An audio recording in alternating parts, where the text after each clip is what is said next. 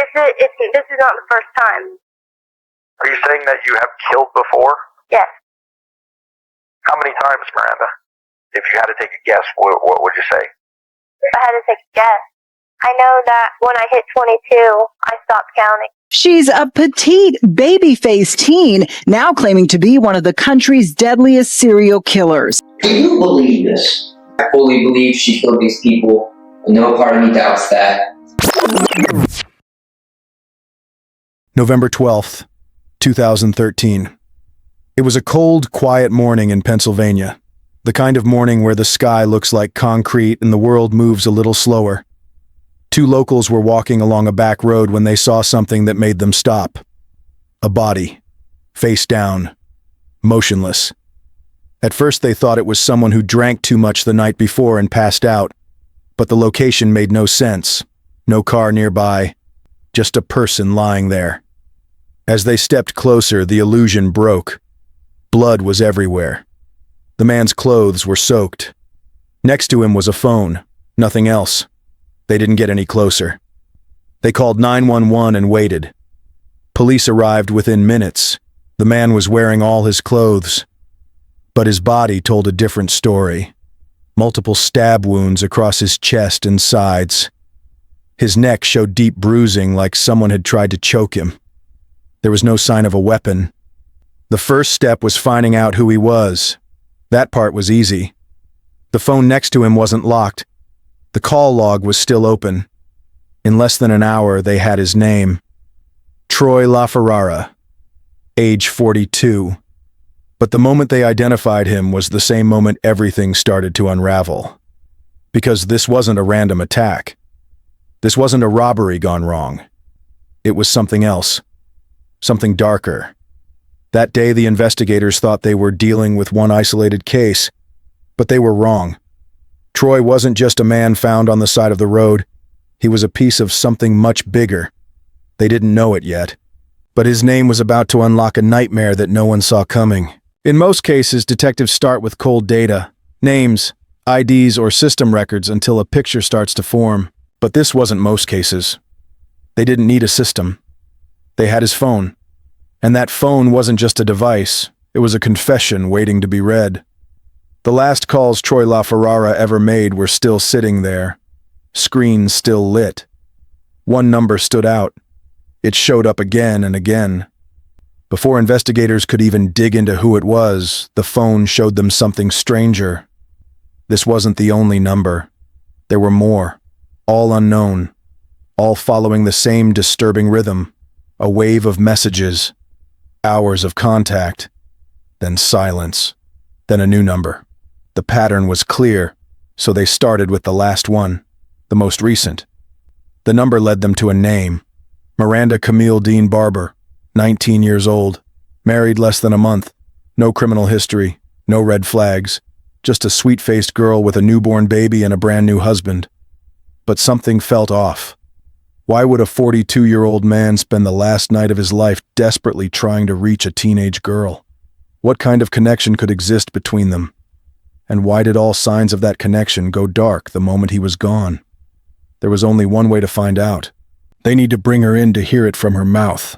And from the second she sat down, the clock started ticking on the most disturbing 24 hours the state had seen in years.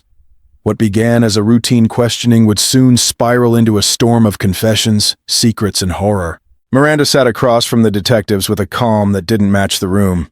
She wasn't nervous. She wasn't shaken. She looked them in the eye and spoke with quiet confidence. The first question came fast. What was your connection to Troy Laferara? The detectives expected something familiar. Maybe a friend. Maybe more than that. Even a hidden relationship despite her recent marriage.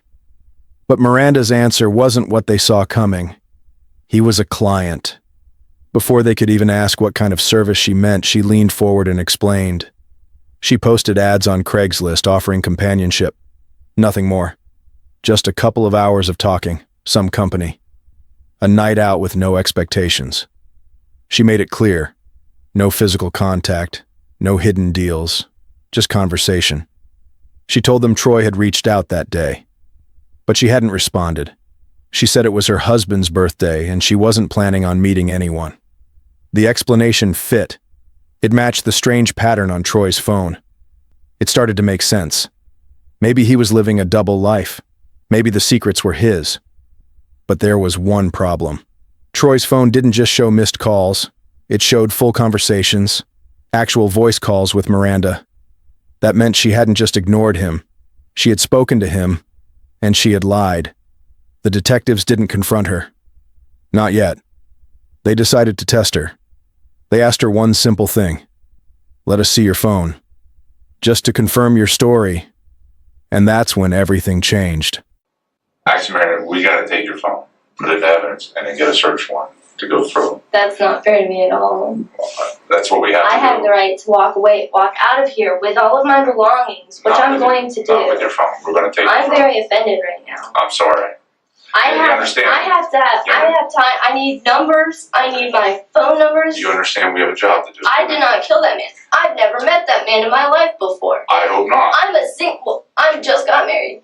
You guys are coming in my life, questioning me. I'm very offended. Do you understand why we're questioning you? Do you understand why I feel the way that I feel? No. Do you understand why we're questioning you? I don't. So I never met up with him. So your phone number being the last... Yes, but I never met up with this man. Understandable, but do you think that maybe is something we need to check into? I want to go into my baby who is screaming her head off for me. We're taking your phone before you... Don't touch me. I demand a lick right now. Don't touch me. Stop. No. Stop. No. I want... Stop. Miranda's sudden burst of anger during the questioning didn't go unnoticed.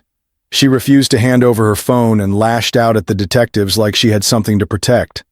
And while they couldn't use that as hard evidence, to them it was the strongest indication so far that she wasn't just connected to Troy's final hours.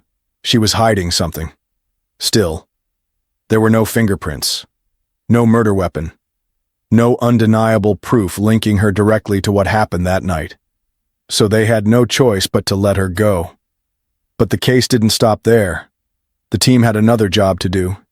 They needed to be sure that Troy Laferara wasn't involved with anyone else who might have played a role in what happened to him.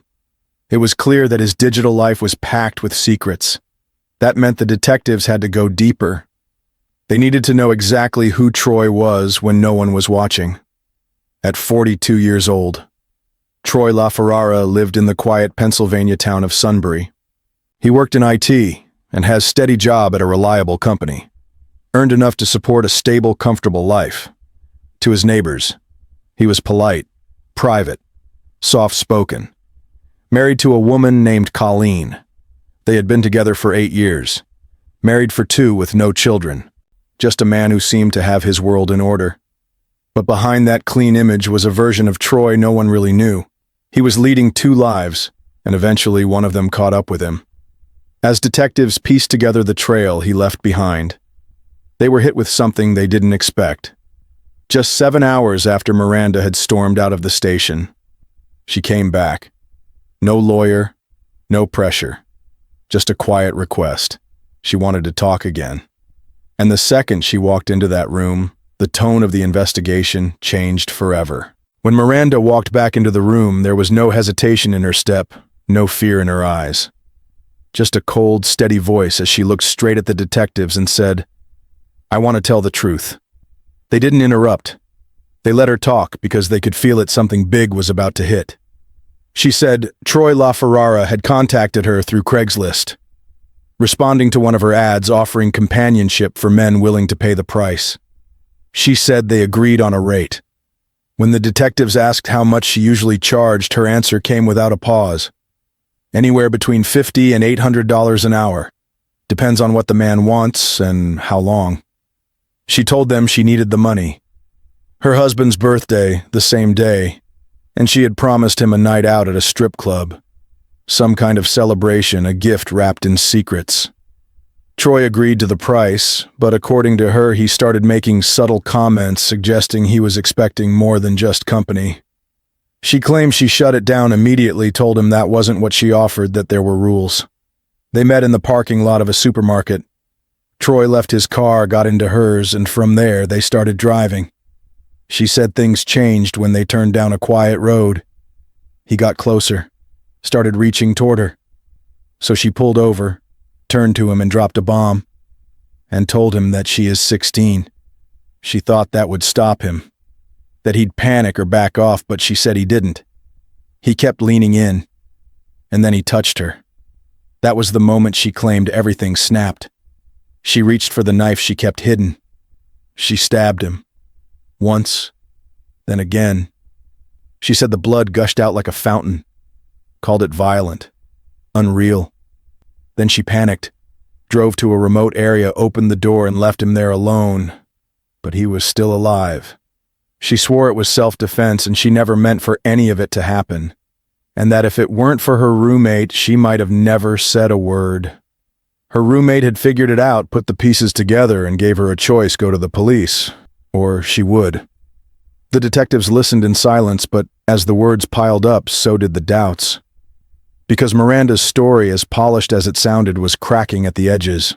Troy wasn't stabbed 2 times. He had over 20 wounds, each one deep, targeted. Troy was a big man, much bigger than Miranda. And yet somehow she claimed she moved his body by herself, dragged him from the car, and dumped him without help. And most importantly, the evidence at the scene told a different story, a man who fought back. This wasn't panic. This wasn't self-defense. This was something else. So the detectives made their move. They placed Miranda Barber under arrest, charged her with the killing of Troy Laferara, and shifted the case into its next phase. The investigators were no longer trying to figure out who ended Troy Laferrara's life. That answer was already sitting in an interrogation room. Now their job had shifted. They needed to prove that everything Miranda had said about how it happened was a lie. To do that, they had to talk to the one person who hadn't said a word since this all began. The man who had married Miranda less than a month before the crime. The one person who should have seen the signs, Elite Barber, 22 years old. When detectives sat down with Elite, they weren't sure how much he really knew about his wife's work. So they started simple.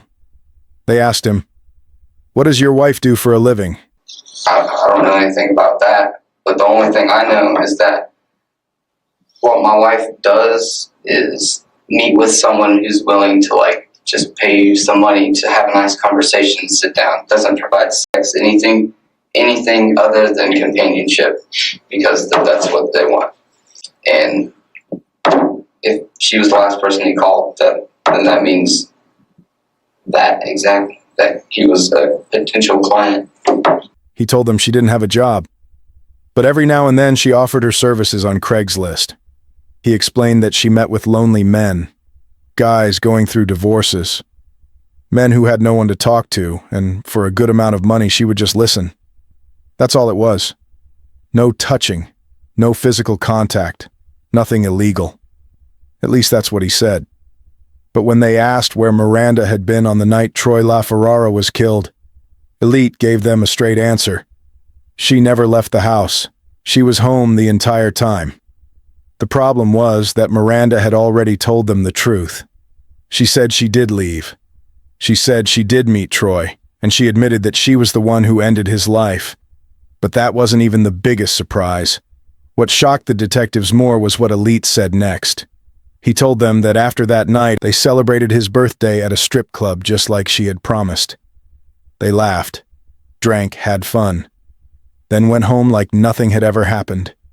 That's when they told him, "Your wife confessed. She met Troy. She killed him." And instead of reacting with horror, instead of asking why or how, Elite looked straight ahead and said, "She left during my shift. She wasn't supposed to go out without telling me. That was it. No anger. No confusion. Just a complaint." It was clear his version of the truth didn't add up either. So the investigators did what they had to do. They went back to Miranda's timeline, tracked every moment, starting from when she arrived at the supermarket parking lot to meet Troy Laferara. At first, the footage seemed simple. She walked into the store alone. A few minutes later, she came out, headed to her car, and sat in the driver's seat. But then one of the detectives noticed something the others missed. Moments before Miranda returned to the vehicle, a man had entered the car. He wasn't there earlier. He slipped in quietly and waited. Then Miranda got in, waited in the driver's seat. And minutes later, Troy Laferara pulled up parked and climbed into her car. They drove away, and in that moment the investigators knew Miranda hadn't done this alone. She wasn't acting on impulse. This wasn't self-defense. This was a trap. A setup from the very beginning. Laferara never stood a chance. Now the real questions began to surface. Who was the man who helped her? And more importantly, why Troy? Why him out of everyone she could have met that night? There was only one person who knew the full answer. Only one who knew why the trap was set. Miranda Barber. While detectives were preparing to resume their interrogation with Miranda Barber, a new report landed on their desks. The autopsy. And it confirmed what they had already suspected, but with brutal detail. The medical examiner concluded that Troy didn't die from just one cause. He died from a combination of massive blood loss and suffocation. But there was now no doubt Miranda hadn't acted alone. Whoever helped her was just as responsible, just as guilty. And while the detectives were filing the report, something happened they never saw coming. Elite Barber walked through the door, just like his wife had. No lawyer, no warning. Only this time he said he was ready to tell the truth. He sat down, calm-focused, and started to speak. On November 11th, 2013, his birthday, he and Miranda decided it was time to do something they had talked about for a long time. Not a party, not a gift, but a kill. We planned to end someone's life. There was no reason. We didn't hate him. He didn't do anything. We just wanted to kill someone. It wasn't personal. Troy wasn't chosen for who he was. He was chosen because he was the first one to take the bait. Miranda had placed an ad under female companionship on Craigslist. Troy answered it, offered money. And just like that, he became the target. They even had a code, a phrase that would signal when it was time to begin. Did you see the stars tonight? That was it, the trigger. Miranda picked him up in her car, and Troy handed her $100. They drove through back roads, rural and empty, just like they planned. In the back seat, Elite was hiding under a blanket, waiting, listening, holding a power cord in his hands. When Miranda said the code, Elite struck. He leapt from the back, wrapped the cord around Troy's neck, and pulled. Troy panicked, fought back, opened the door trying to escape, but Elite slammed it shut again. That's when Miranda took out the knife. She stabbed him, until he stopped moving. When it was over, they dragged his body to a ditch off the side of a remote road. They took his wallet, his watch, his cash, left his phone behind as if daring someone to find it. Then they went shopping. They bought bleach, rubber gloves, and wipes at Walmart, using the same money they had just stolen from a man they left to die. They cleaned the car somewhere far, then went out to celebrate. Dinner at Red Robin, a trip to a strip club. The birthday surprise Miranda had promised was complete. He showed no guilt, no regret, no emotion. His words were flat, like he was reading from a manual. Even when describing the moment Troy took his last breath, he didn't flinch. After Elite Barber confessed in chilling detail, Miranda followed with her own admission. Her version matched his word for word. For the detectives, it was shocking, not just because of the brutality, but because of how meaningless the motive truly was. Troy Laferara hadn't done anything to deserve what happened to him. He didn't provoke them. He didn't threaten them. He simply made the mistake of answering the wrong ad at the wrong time. And for a brief moment, there was relief. The investigation had moved quickly. The killers were behind bars. Justice would be served. But what no one in that room knew was that Miranda wasn't done yet. Not even close. What she was about to reveal would send shockwaves through police departments across the country. Alaska, Texas, North Carolina, California, Florida, Virginia. Each of those states would soon have detectives working overtime trying to confirm a claim no one saw coming. Miranda and Elite Barber were both transferred to Northumberland County Jail in Pennsylvania. The case became a media storm. Two young newlyweds, 19 and 22, killing a man on the husband's birthday. It was twisted, senseless, and impossible to look away from. Reporters couldn't get enough of it. And one journalist from the Daily Item decided to go deeper. He arranged a jailhouse interview with Miranda, hoping for a headline. Maybe a quote or two for his next column. But what he walked out with wasn't just a story. It was a confession so explosive it would rattle the entire country. Well, first, very nice to meet you after all this time, and this is your hour, so whatever you want to say. Yeah, I guess I kind of just have to trust that you write what I say and don't twist it. I promise you that won't happen. Well, I turned 12. Like, my entire life flipped upside down when I turned 12. Why? What happened at 12? I got into a gang, started doing drugs, skipped school all the time, and the gang that I was in, it was based around Satanism. I always felt like there was something inside of me, and I know it's bad, and I know that one day it will be completely out of control. This is not the first time.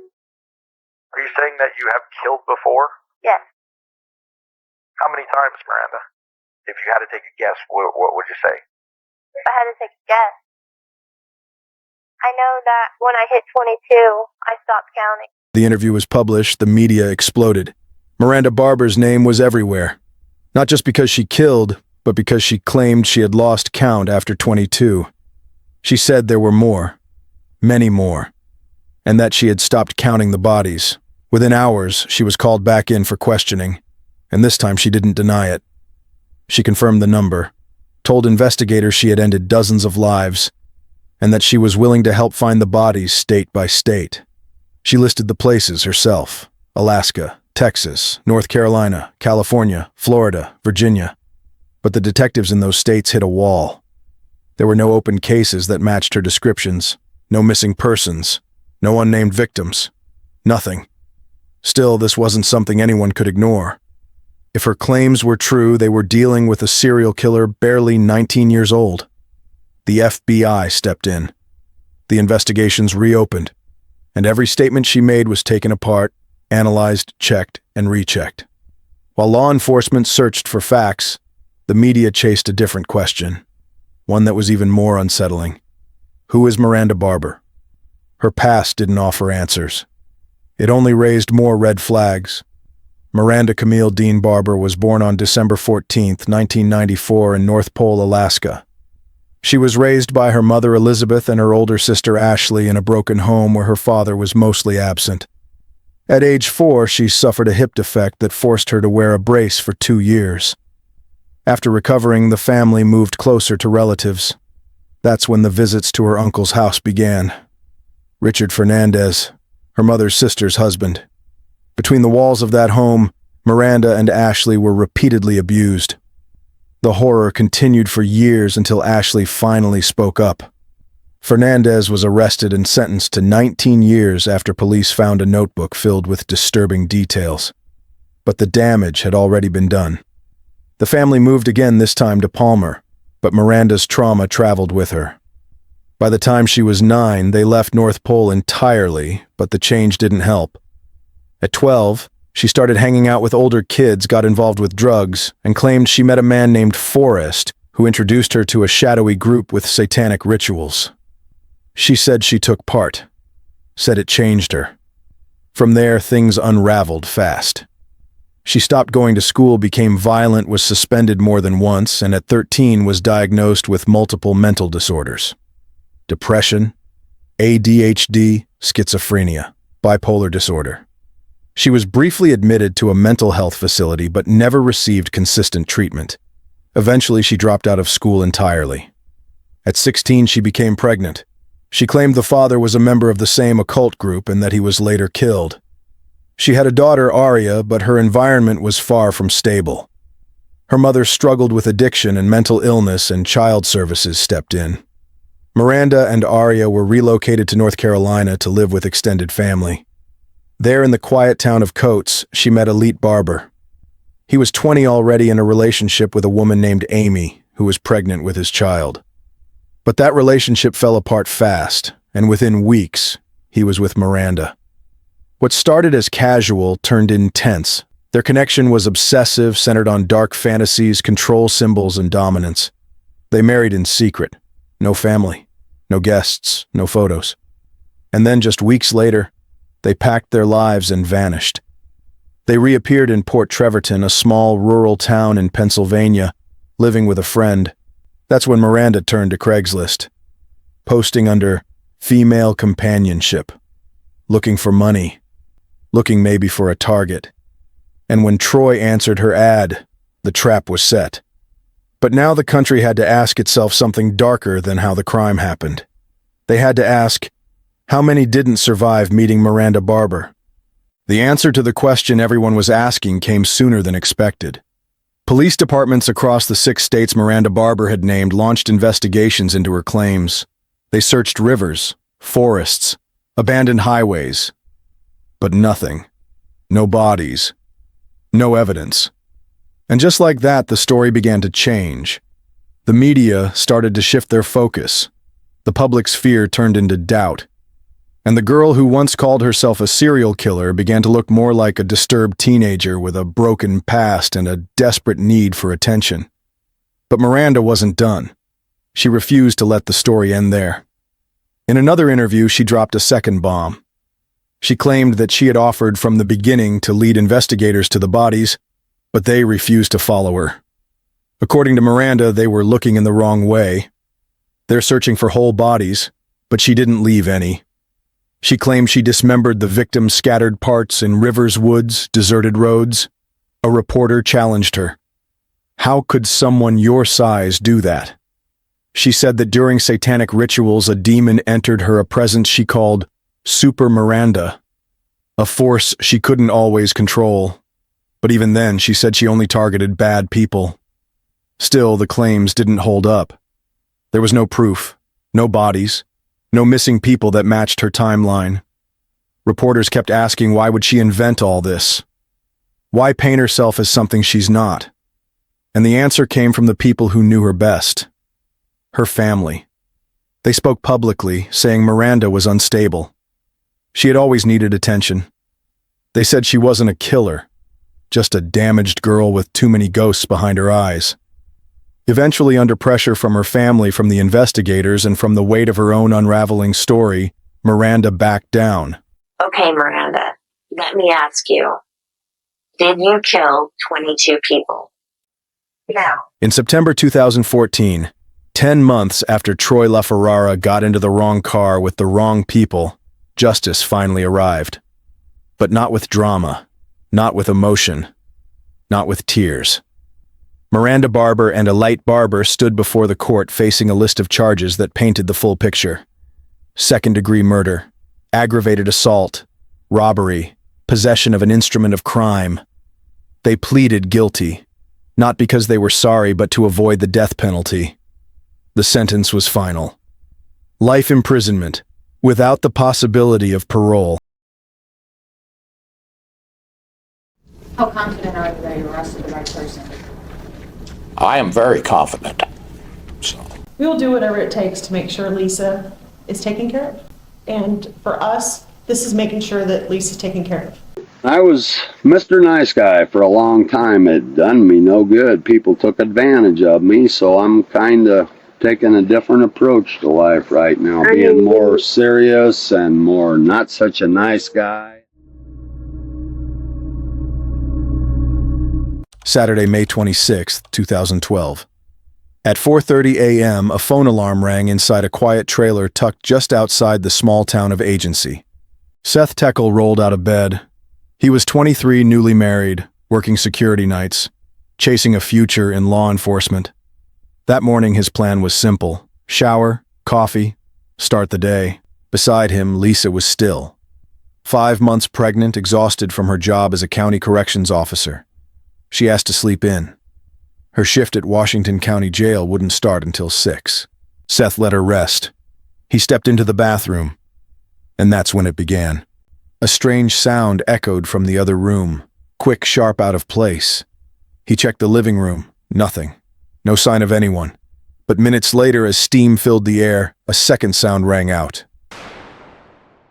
Seth ran soaking wet into the bedroom. The dog was cowering in the closet. Lisa lay motionless in bed. There was a hole in the blanket, a hole in her chest. He called out to her. No response, no breath. He grabbed his handgun, searched the house. The front door was wide open, but there was no intruder, no footsteps, no trail, just silence. And that was the moment this town's peace cracked in half. A young woman gone, an unborn child lost, and a young couple on the edge of everything they ever wanted. Something happened behind that door. But the truth didn't come easy. Okay, 911, missing. She's my baby. Does she have any medical problems? She's been shot. I was in a shot to get ready for work and I heard a gunshot. And I came running out and she shot in the side and The call came in just before dawn.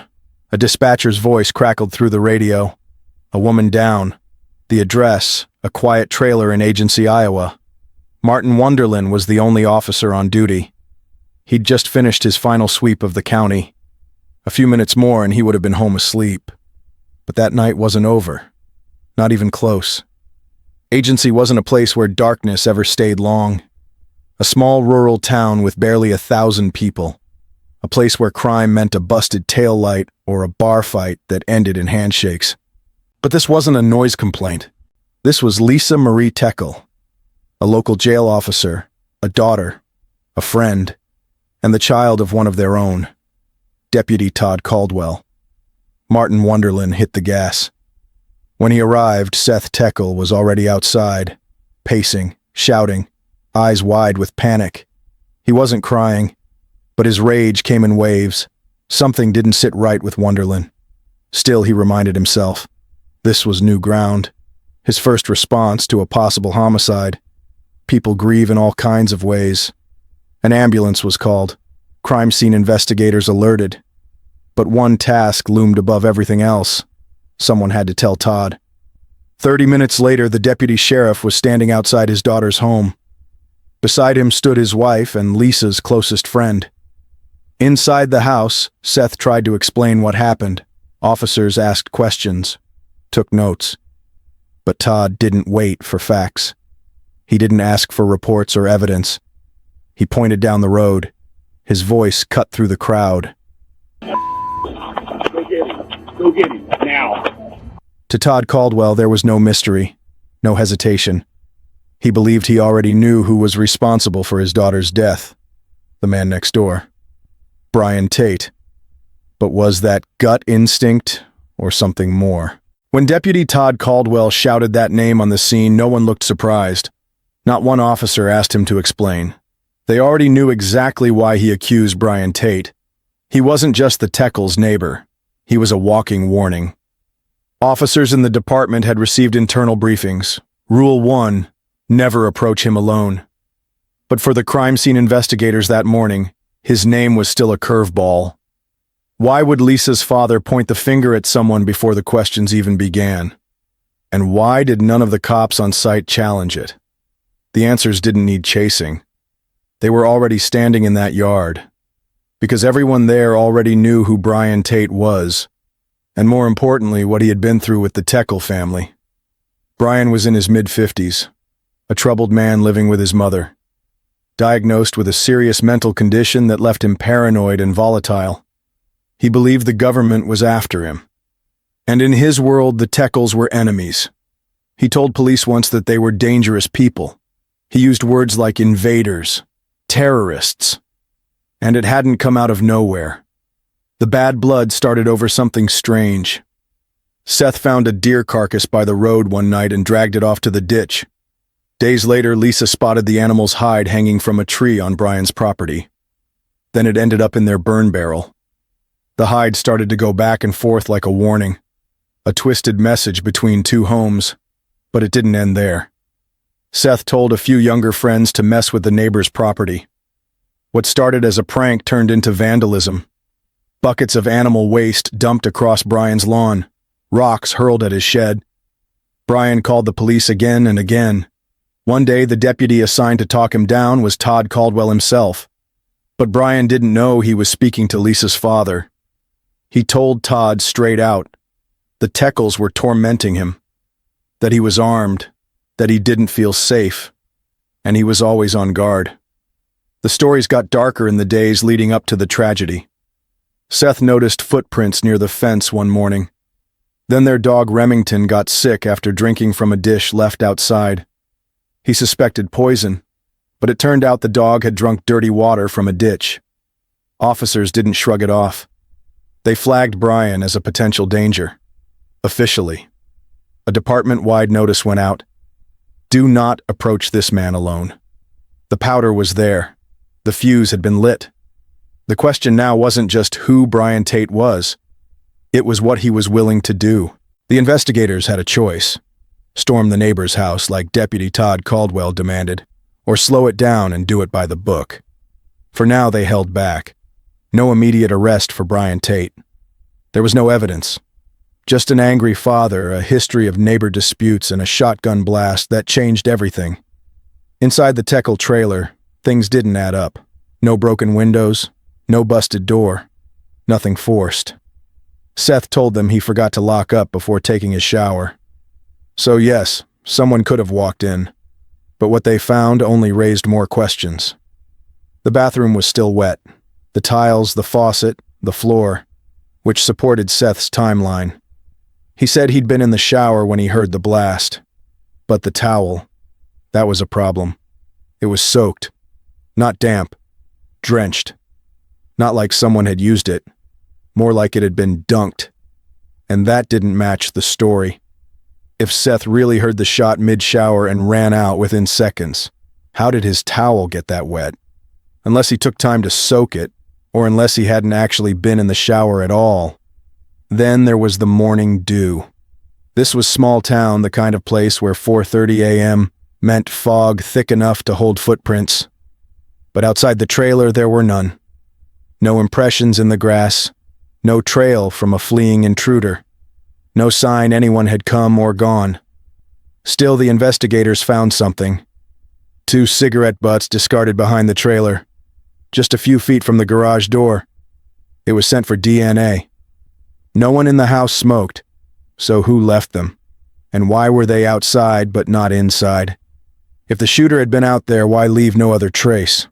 Why not a fingerprint, a shoe print, a single hair?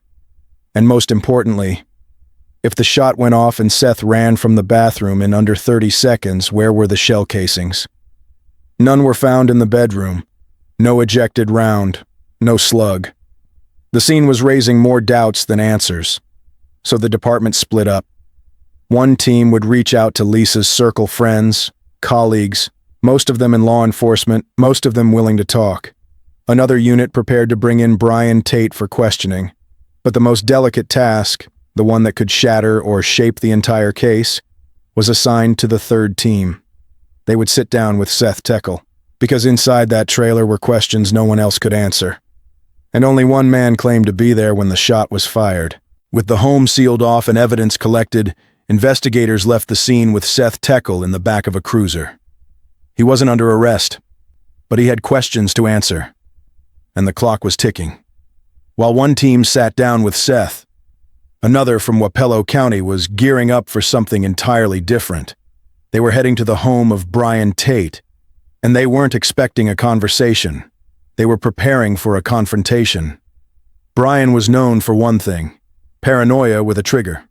He rarely went anywhere without his weapon, always loaded, always close. Officers knew this wouldn't be simple. They suited up, reviewed protocol, because walking up to Brian Tate's porch could mean walking into chaos. But then something happened no one expected. They got there, and everything they were bracing for, everything they thought they knew, was wrong. He greeted them with a smile, he and his mother, and calmly asked them to sit with him in front of the house. The conversation began. I went to bed about 8:30. Right after I did. After Mom did. Did you hear anything in the middle of the night last night? I was in bed, and normally I would have been up doing guard duty with all this that happened, but I'm schizophrenic paranoid. You said earlier, Brian, that you'd sit outside here at night. At night, yeah. When's the last time you did that? It's been a good week or so. Week or so? They don't want me to do guard duty anymore. They want me to get sleep, take more medications. You were such a calm, quiet guy until this vandalism started, and then you're just like a different person. I was Mr. Nice Guy for a long time. It done me no good. People took advantage of me, so I'm kind of taking a different approach to life right now, being more serious and more not such a nice guy. Brian Tate explained he had recently increased his medication, said it helped him sleep. His mother backed him up without hesitation. She told officers Brian had been home all night, sound asleep. His doctor confirmed it. Yes, the dosage was higher. Yes, it would absolutely keep someone like Brian under for hours. And then came the neighbors. They hadn't seen Brian on his porch in over a week. No pacing, no patrolling, no muttering under his breath like before. Whatever fire had been burning inside him was gone. The officers who'd once seen him as a threat now crossed his name off the list. Brian Tate wasn't their guy. But across town, a very different conversation was unfolding. Seth Tekel had now been in the interview room for over 3 hours. The first half of that time had been warm, even sympathetic. Investigators approached him as a husband, a grieving man, not just a possible suspect. They knew him. He wasn't a stranger. He was one of their own. But something was coming. Because somewhere around the midpoint of that interview, everything would change. And when it did, so would the entire course of the investigation. What happened in that room would mark the beginning of the unraveling. I turned the shower on. I wasn't in there for more than 5 minutes, and I heard this loud noise. And I will be honest, I had every intention on shooting whoever it was. I don't see anybody. I don't hear nothing. I run back inside. I run into the bedroom. And I said, Lisa, are you okay? And she's not breathing. Protected, I was 10 feet away from her. And why can't they still be alive? Why? Why couldn't I have done something to protect the woman that I love? Who was the first person that came to your mind? Tate, my crazy ass neighbor who thinks that we're terrorists. Todd said that Tate the whole time was sitting on his front porch and he was rubbing a loaded shotgun. The interview was still following one track. Seth Tekel sat across from investigators pointing the blame at Brian Tate, the troubled neighbor, the easy answer. What Seth didn't know was that outside that room, everything was about to shift. A new piece of information had just landed on an investigator's desk, one that no one in that room had heard yet. A close friend of both Seth and Lisa had stepped forward and told them Lisa had recently found out something big. Seth had been secretly talking to another woman. Lisa had confronted him. She threatened to leave. Seth begged her to stay, promised it was over. But it wasn't. Because what Seth didn't tell Lisa was that he had bought a second phone, set up a fake name, created a new email and kept the connection alive. The affair never ended. It just went underground. The moment investigators heard that the air in the room changed, the tone, the posture, the silence between questions, and Seth felt it. He looked across the table, and for the first time, the eyes staring back at him weren't full of sympathy, but as something else entirely. I know I'm obviously probably number one right now. Let's talk about people that are in your life and others' lives. Was there any extramarital affairs going on? Seth denied everything. No affair, no other woman, no secret phone, nothing. To investigators, it wasn't just a lie, it was a red flag. So they asked him for something simple, a test. Just a swab of his hands to check for gunpowder residue. Seth agreed. But the test never happened. Because just minutes later his lawyer walked into the room, hired by Seth's father. From that moment forward, no residue test, no more casual questions, and no more voluntary anything. What began as a conversation had now become a battle. In the first 24 hours, detectives thought they'd seen it all. The unstable neighbor, off the list, the grieving husband, now suspect number one, and a mystery woman, suddenly part of the picture. But nothing could prepare them for what came next. The following morning, an officer assigned to canvass the area spotted something in the grass about 90 feet from the Teckel home tucked near the tree line behind the garage. A shotgun. Mossberg 500, 12 gauge, resting beside an ejected shell. It hadn't been there the day before, not visibly. And the questions exploded. Who owned the gun? Why was it suddenly in the open? And was it the weapon that ended Lisa Teckel's life? Investigators traced the serial number. It belonged to Lucas Howell Seth's former roommate. He'd moved out recently for health reasons and left the shotgun behind, which meant it had been inside the home the entire time. But Seth never mentioned it. Not when asked to list his weapons. Not once. Now with the gun out in the open, it looked like someone was trying to plant a story to shift the narrative, to push blame in a new direction. The setup was clear. A stranger sneaks into the garage, grabs the shotgun, fires the shot, then ditches the weapon on his way out. It was convenient. Too convenient. Detectives weren't buying it. And they knew they needed answers from the one person who could blow the whole story apart. Rachel McFarland. The woman Seth never stopped talking to, even when his wife found out. If she confirmed what others had only guessed, the case wouldn't just move forward, it would ignite. He added me on Facebook and asked for my telephone number, and just text messages from there started becoming more than just coworkers. It went from just normal conversations to flirtatious text messages. It became more sexual, asking me to send pictures or, I don't know, just showing off my body, I guess. And he started asking if, when he got a divorce from his wife, if I'd move in with him. The story Rachel McFarland told changed everything. Her connection with Seth Teckel didn't start with late-night texts or quick glances at work. It began back in late 2011, when the two worked security together at Job Corps. At first it was innocent, a few Facebook messages. But that didn't last. The conversation turned personal, then intimate, then explicit. Within weeks, they were sending each other photos, flirting openly, imagining a life beyond what they had. There was just one problem. Seth was already married. Still, that didn't slow them down. Their messages only got bolder, their plans more serious. By early 2012, Lisa had caught on.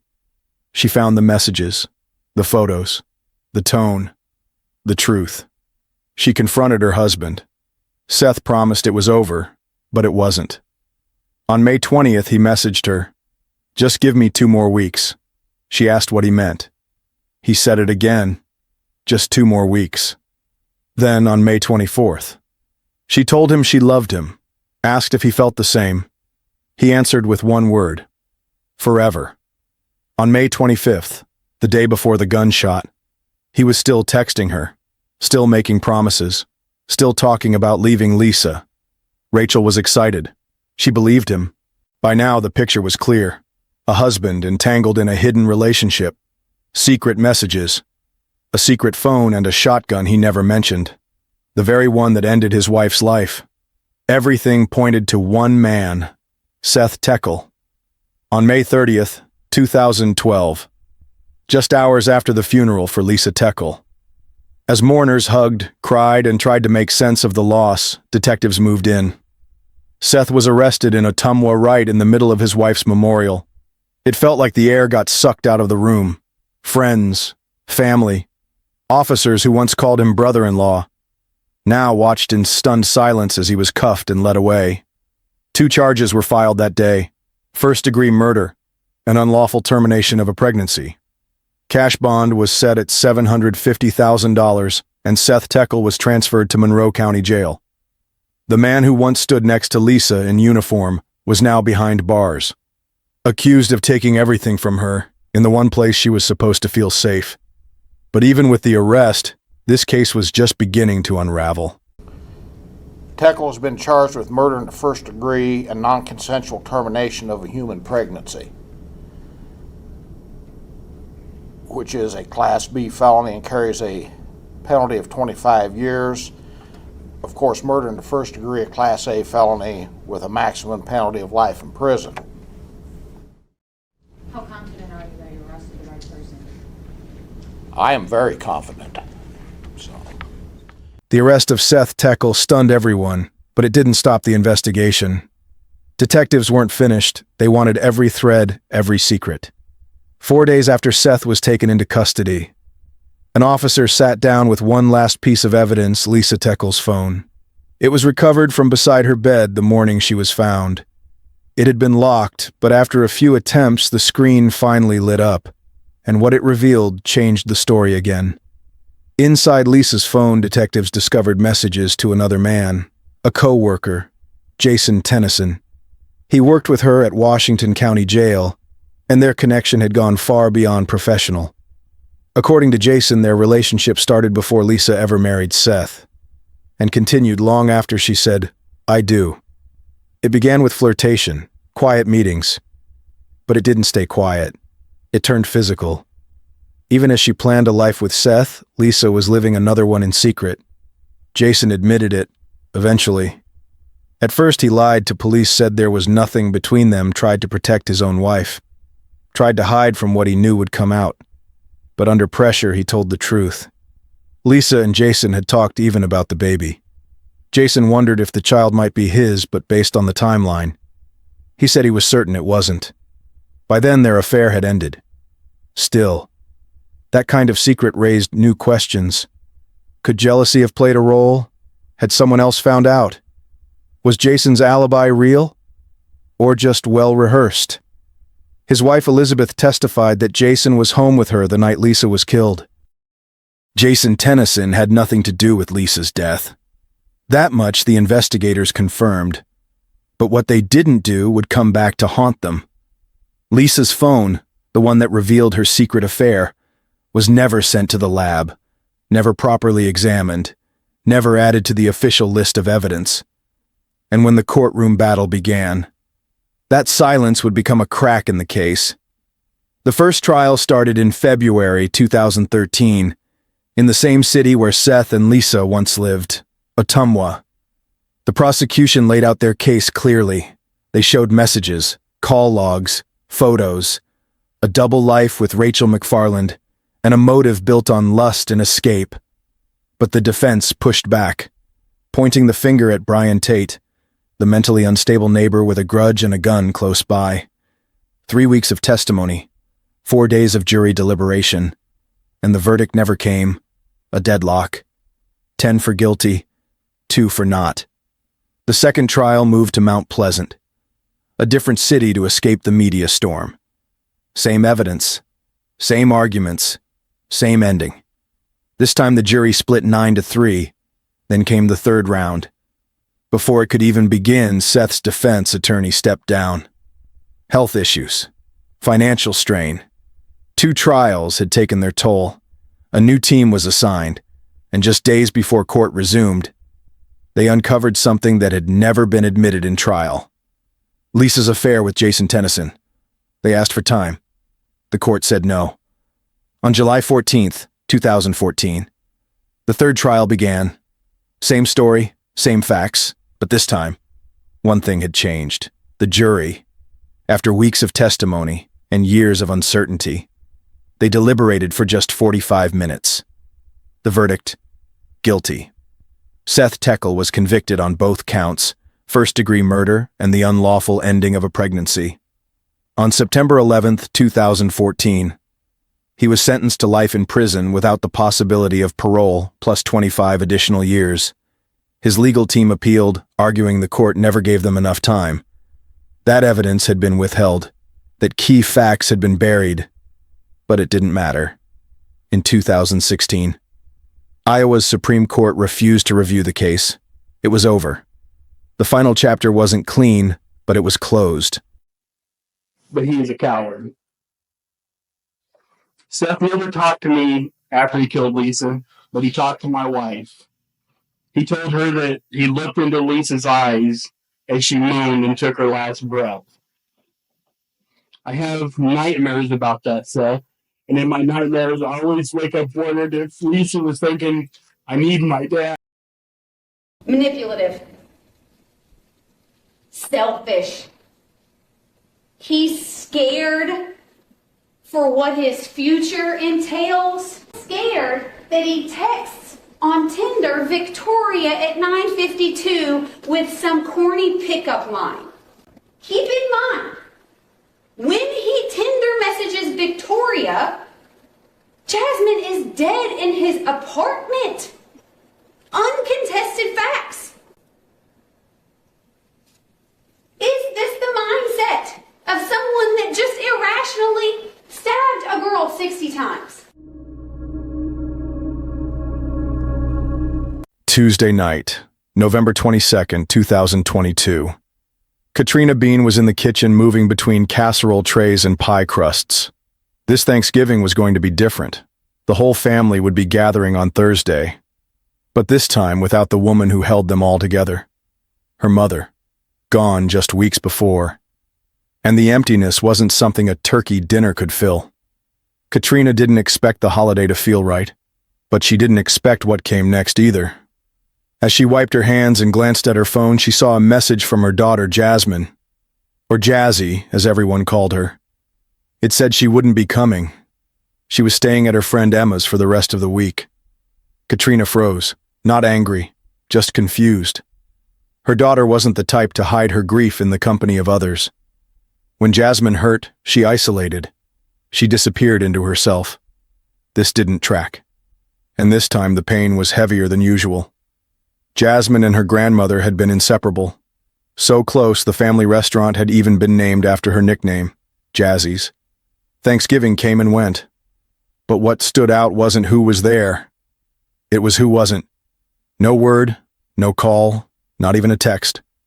Jasmine had vanished from the family conversation. By Saturday, Katrina's unease turned to dread. She tried calling Jasmine's phone.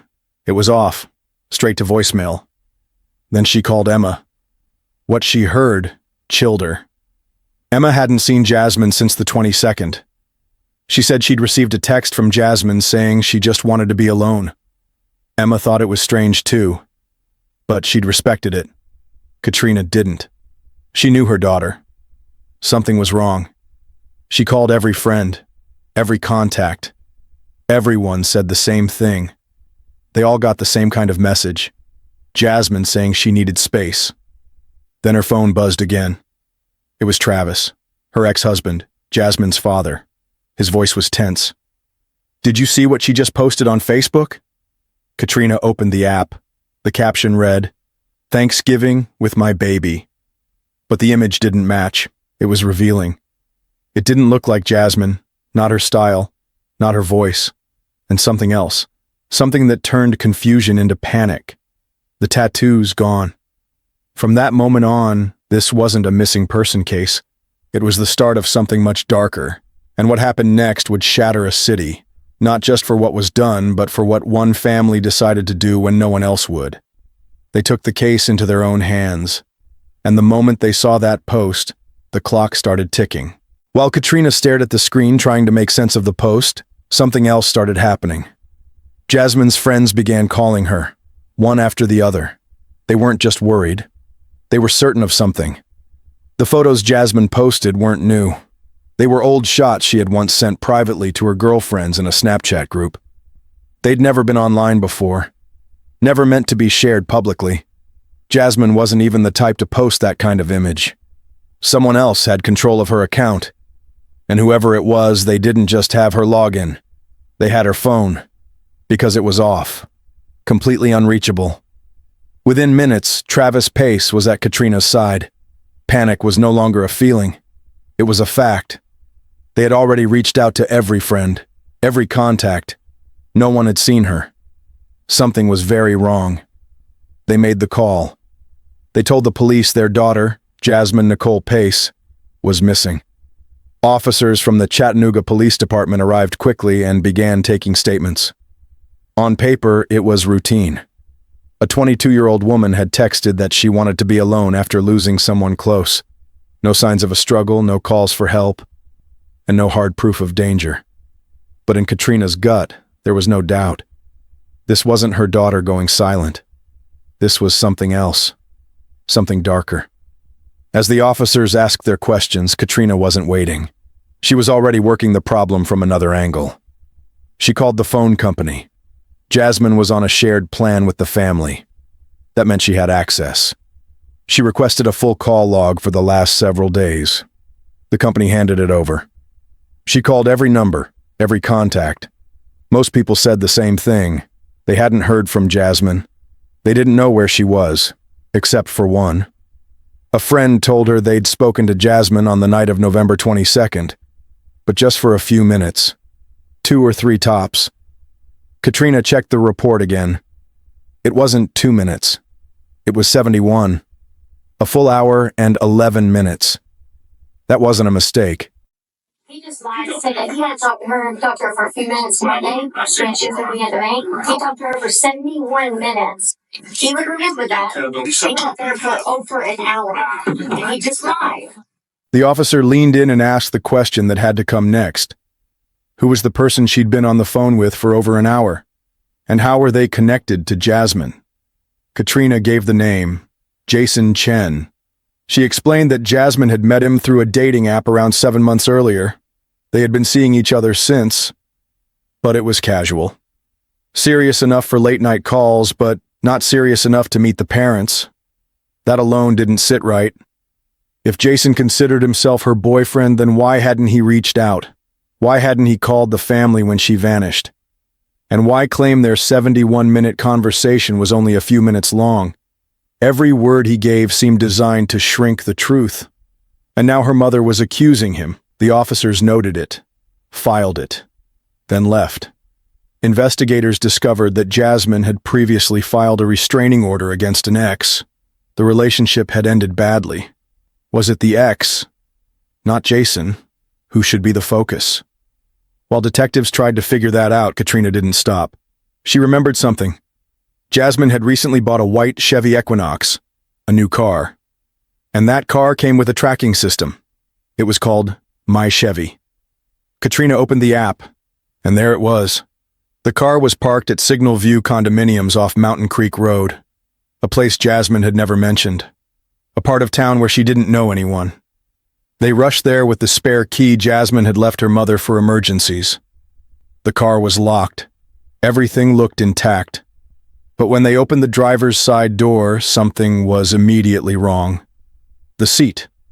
It was pushed all the way back, far enough that someone Jasmine's height, just 5'2", couldn't have possibly reached the pedals. Someone much taller had been behind the wheel last. Someone who didn't want her to be found. They called the police again. But just like before, they didn't wait for action. They took it themselves. One of the security guards agreed to help. He queued up the surveillance footage from the night the car appeared. The screen flickered to life. There it was. The white SUV turning into the lot under the dim glow of the parking lights. To a stranger, it looked like nothing. But to Katrina and Travis, it screamed. Because it wasn't what the camera showed that mattered. It was what it didn't. The white SUV pulled into the lot at exactly 8:41 p.m. on November 23rd. The timestamp was clear, but the trail before that moment was gone. The tracking data, the one thing that could have revealed where the vehicle had been before it stopped, was missing, wiped clean. Someone had gone out of their way to erase the car's movement history before it arrived. Whoever left the SUV there didn't just park and walk away. They made sure it left no trail behind. The family now had something, but it also felt like nothing. The cameras had captured the vehicle arriving, but not the driver. The shadows never gave up a face. The lens never caught a figure stepping out. It was like the car appeared and the story stopped. A dead end. When officers arrived, they took the footage, but with no new data, no physical evidence, no sighting. It felt like the search was stalling. For the first time since Jasmine vanished, it seemed like there was nowhere else to look. Or so they thought. Because what the family didn't know was that Jasmine's closest friends weren't ready to give up. Not even close. They had started talking, sharing what they knew, comparing the last things she'd said, the messages, the calls, the posts. and they decided to take their voices public. We want her home and we want her safe. Bailey Putman is doing anything she can to try to bring her childhood friend home. Jasmine Pace hasn't been seen since November 22nd. Chattanooga police are investigating the case as a missing person. Her mom has not an ounce of sleep. I don't think she is 8. Jasmine was last seen here on surveillance video leaving her mom's house. They believe she was trying to leave town to grieve a recent death in the family, but they knew something went wrong when she didn't show up to Thanksgiving dinner. And that is so very unlike her. There's not a day that they don't hear from Jasmine, let alone an hour. Once Jasmine's disappearance became public, her friends knew they couldn't stay silent. They didn't want people to just notice the story. They wanted them to know who she was. Her name is Jasmine Nicole Pace, 22 years old. Born May 29, 2000. Raised in Chattanooga, Tennessee. She lived in East Ridge, but her roots ran back to Ringgold, Georgia. She grew up surrounded by family, her mother Katrina, her father Travis Wayne Pace. Everyone close to her called her Jazzy. She was studying communications at Chattanooga State Community College, a perfect fit for someone who was vibrant, confident, and full of energy. Her dream was to work in a field where she could express herself and lift others up. That's who she was. A listener. A natural light. She had a bond with her sister Gabby that was more than just family, it was soul-level connection. She was glued to her best friend, Emma. She was godmother to a little boy named Juan, always talking about becoming a mother herself one day. Her love for animals ran deep, especially her 4 cats. She called them her babies. Every detail in her life had meaning, even her tattoos. One of them, a tiny, sleepy panda, always made her smile. And those tattoos on her arm, they were more than art. They were her story, her timeline, her truth. While the public was just beginning to understand who Jasmine was through the voices of her friends, Katrina was drowning in something else entirely. Silence. The kind of silence only a mother knows. She was staring at her phone, scrolling through old texts between her and Jasmine, trying to make sense of anything. That's when she found it. A message. It had been sent in the early hours of November 23rd. No words, no context, just a pin, a location. Katrina's heart stopped. Then she called Travis. By Sunday, November 27th, they were standing at the spot from that pin, 110 Tremont Street. It was a quiet apartment complex, normal from the outside, but Katrina and Travis weren't looking for normal. They went door to door, asking every resident, until one neighbor paused. He said he knew Jasmine. She'd visited someone in apartment 210. Travis didn't wait for anyone to explain. He ran to the door, knocked. Nothing. So he forced it open, and what they saw changed everything. A small travel bag on the counter, Jasmine's, cleaning products out in the open, a thick chemical smell in the air. In the desk drawer, her license, her credit cards. The place wasn't just suspicious, it was screaming. They searched every corner, gathered everything they could, notebooks, phones, a tablet, a camera. And then they found it. A journal with a name written inside. Jason Chen. Now they had a name to match the dread in their gut. Travis bolted outside and started digging through the building's dumpster. Inside, a pair of white sneakers, a pair of blue pants, and just as the weight of it all was settling in, the neighbors called the police. The officers arrived. When officers from the Chattanooga Police Department arrived at 110 Tremont Street, they didn't expect what they walked into. Katrina, Travis, a group of neighbors, all already inside apartment 210. They explained the situation, that Jasmine was missing, that this was the last location tied to her, and that her belongings were found inside. The officers listened carefully. They took in the panic, the urgency, the fear, but they also had to lay down the law. No matter how serious the situation seemed, breaking into someone's home without permission could damage the entire case. If the person who lived here was involved in Jasmine's disappearance and the scene was compromised, the path to justice could collapse. The officers finished taking statements. They logged the address, and they left. But not for long. By midnight they returned, this time with a search warrant in hand. Now the investigation was official. What they found inside would shift the entire direction of the case. On the hardwood floor in the living room were reddish stains that looked like they had soaked into the grain. In the bathroom, grout between the tiles was discolored. In the bedroom, the carpet was stained, dark, and spattered. On the bathroom wall, more stains. And that chemical smell, still thick in the air. The apartment wasn't just messy, it had been scrubbed. There were bottles of peroxide, paper towels, alcohol, cleaning supplies scattered across the space, some still out on the counters. In the bedroom, the furniture had been moved. Heavy drag marks showed where something large had shifted. Underneath the bed, they found it. A deep, soaked stain no one could explain away. Lying on top of the bed, a kitchen knife. On the living room floor, shattered glass. Almost every room held something.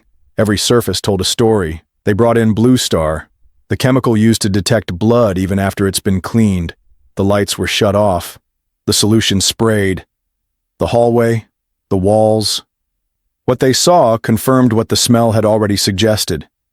This apartment hadn't just been cleaned. It had been scrubbed in a panic. And by the time they finished the sweep, they knew.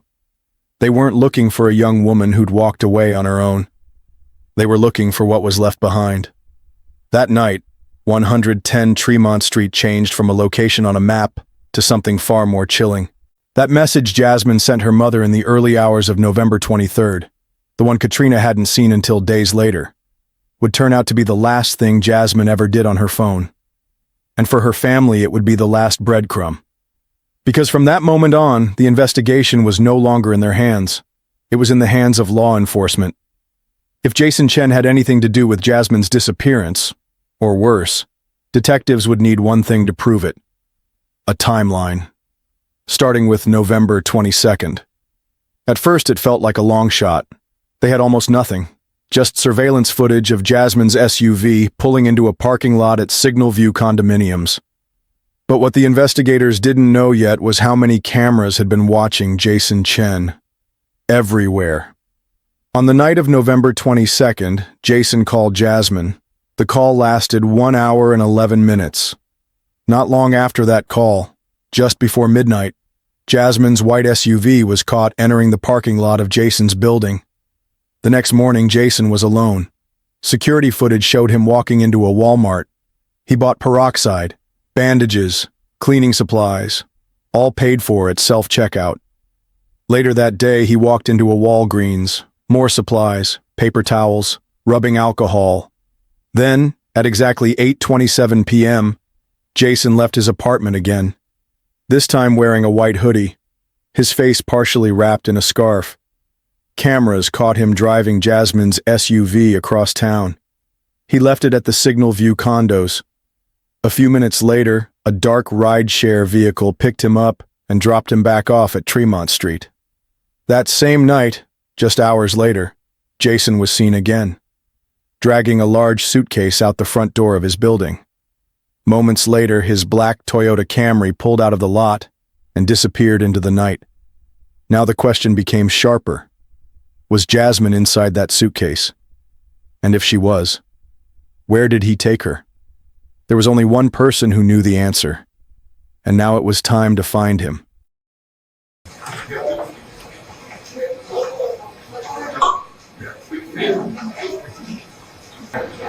He's gonna pat you down, he's gonna place in handcuffs. No, he's gonna arrest you, just policy, you go to the back of the car, so you gotta put handcuffs. Okay, so you said there was a search warrant. Correct. Correct. Yeah, there's a search warrant for your person, so we're going to the police department, we're gonna be today you leave the flash in the search warrant. We're assisting Chen. Okay, and is there any like calls or anything? Yeah, they're gonna explain. That's it. Yeah. We're gonna let them do that, but I don't want to speak for them. Yeah, we don't want to misinform you of anything, so they'll tell you all that when we get down there, so just take it with them. They're the lead on this. We'll let them explain it because we don't want to pile on information. We'll let them one time it all down. Okay. All right, so if you will, just face away from me. All right. Jason Chen was arrested at his parents' home. He didn't resist. But the truth didn't come from his words. It came from what was on him. Detectives searched the house. They took his phone, his backpack. Inside that bag, they found something small but critical. A SIM card. It belonged to Jasmine, but that wasn't all. Tucked between loose items and electronics, they found notes. Handwritten, carefully worded. Jason had been rehearsing. Every excuse, every lie, every answer he planned to give to police and to Jasmine's family, scribbled on sticky notes. He had mapped out his story before they ever knocked on the door. But what Jason didn't prepare for was this. They already knew it. The detectives walked him into the interrogation room. They weren't here for a story. They weren't chasing speculation. They had his movements. They had the surveillance. They had digital proof that he used Jasmine's phone after she was gone. What they didn't have was the most important answer of all. Where was Jasmine? Or more accurately, where was her body?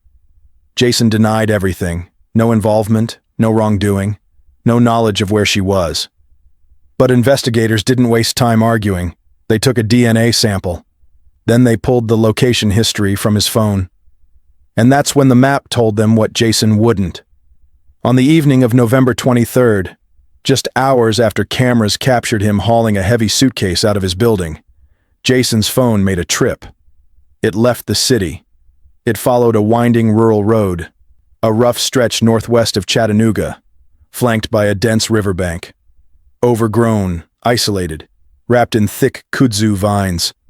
On Thursday, December 1st, 2022, police followed the trail.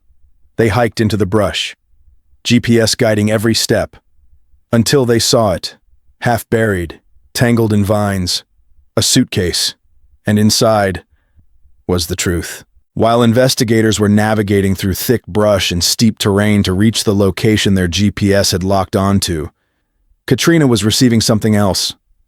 The kind no parent is ever prepared for, that her daughter might not just be missing, that the search could be shifting into something final, that Jasmine might no longer be alive. But even then, Katrina wasn't ready to stop believing. She posted a message, a plea. If anyone knew where Jasmine was, if anyone had seen anything, she begged them to come forward. She didn't know that police were already closing in on the truth. But what she also didn't know was that her post would trigger something completely unexpected. People who knew Jason Chen started to talk. The name they remembered was Jason Wen Chen, a 22-year-old computer science student. Sharp, intelligent, always 2 steps ahead. But that wasn't the whole picture. Friends began sharing more. He had a reputation, not just for his brain, but for crossing boundaries. He'd been known to steal from those closest to him. Small things, then more.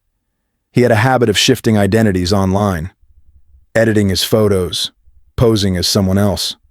One former friend, a man whose face Jason had used on social media, was forced to post a TikTok video just to clear his name. So basically, everybody been hitting me up saying somebody using my photos, and I would like to address that. Yeah, the first photo she just showed was Jason Chen, but the next 2 photos throughout the video are actually photos of me. And I'll prove that later on, but yeah. So here's one of the photos on Jason's Visco.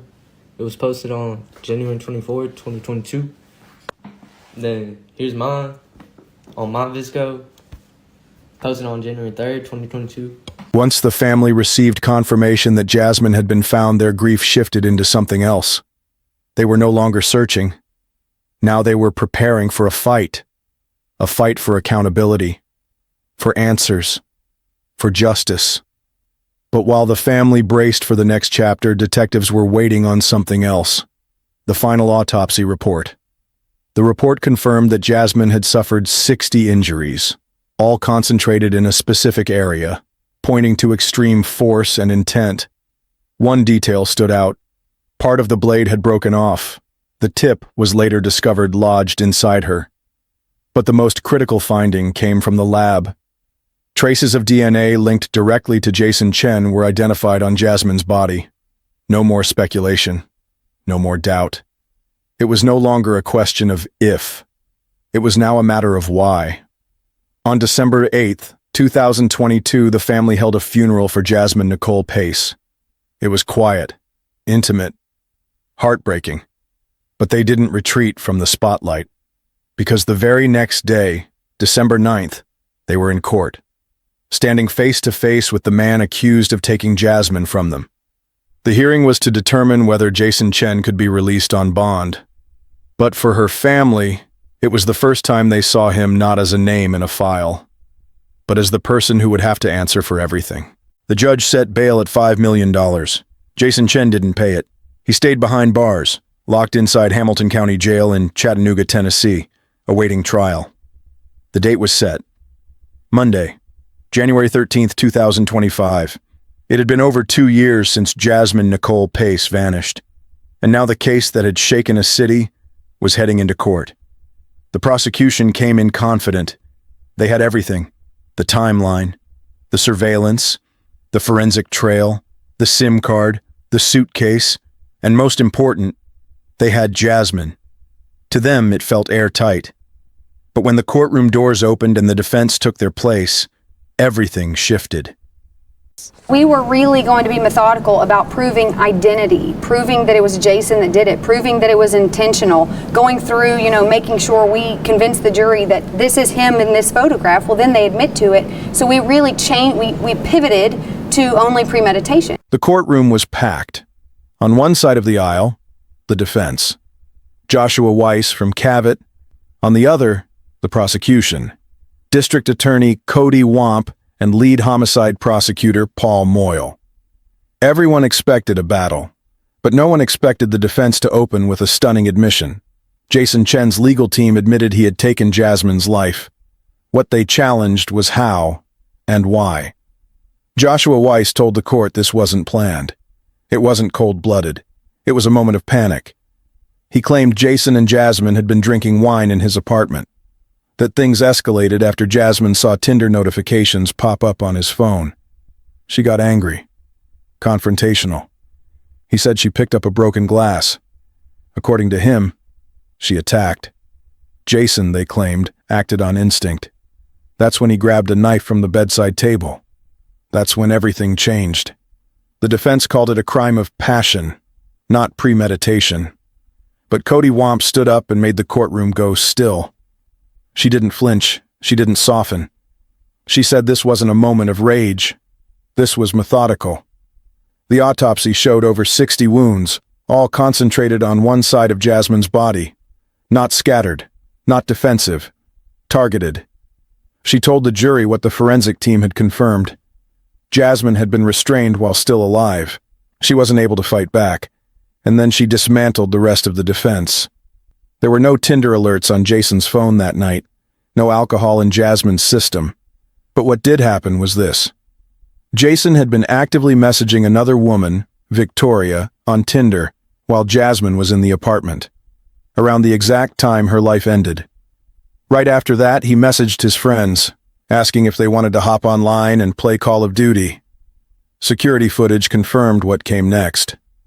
Jason was seen buying cleaning products, and a lot of them.